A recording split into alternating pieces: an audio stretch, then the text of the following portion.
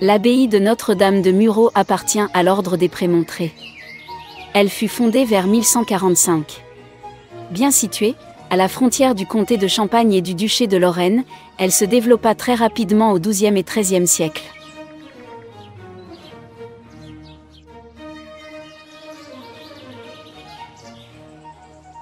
Ces bâtiments furent régulièrement dégradés au cours de la guerre de Cent Ans, des conflits entre la Lorraine et le Barrois, de la guerre de 30 ans et de divers pillages, mais ils furent constamment restaurés.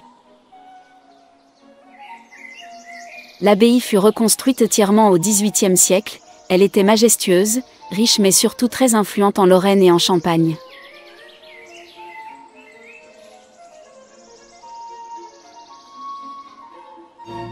Vous entrez maintenant, par la porterie de l'abbaye, dans la grande cour.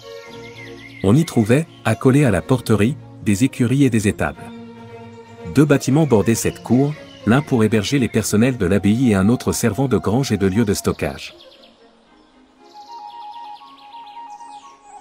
Une série de bâtiments ferme cette grande cour.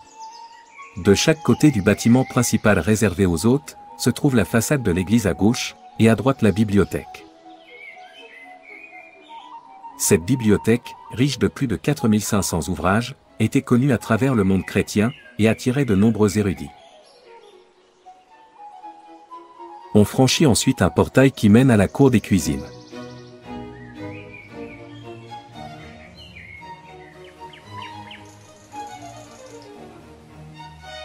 En revenant sur nos pas, et depuis la grande cour, on accède à l'église.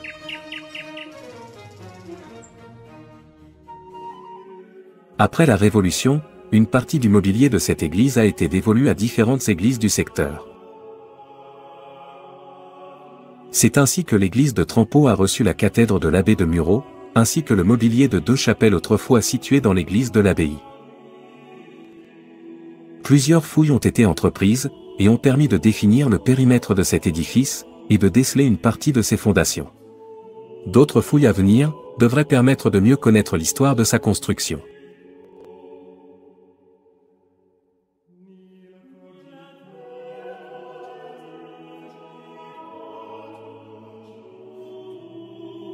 L'orgue de cette abbaye existait déjà à la fin du XVIIe siècle.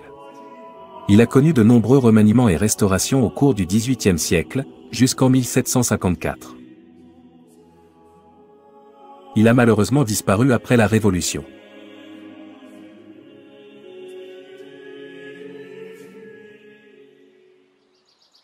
Une porte latérale donne accès au cloître de l'abbaye. Le parcours que nous suivons à présent correspond à celui des processions qui s'y déroulaient. Le cloître était strictement réservé aux chanoines.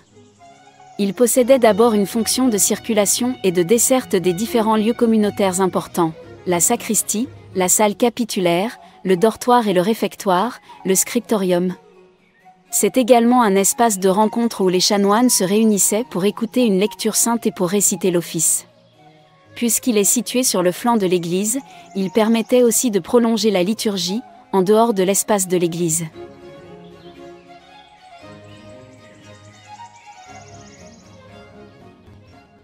D'autres éléments du mobilier de cette église se trouvent également à Trempeau, comme les bancs des fidèles et 2 statues, originaires de l'abbaye.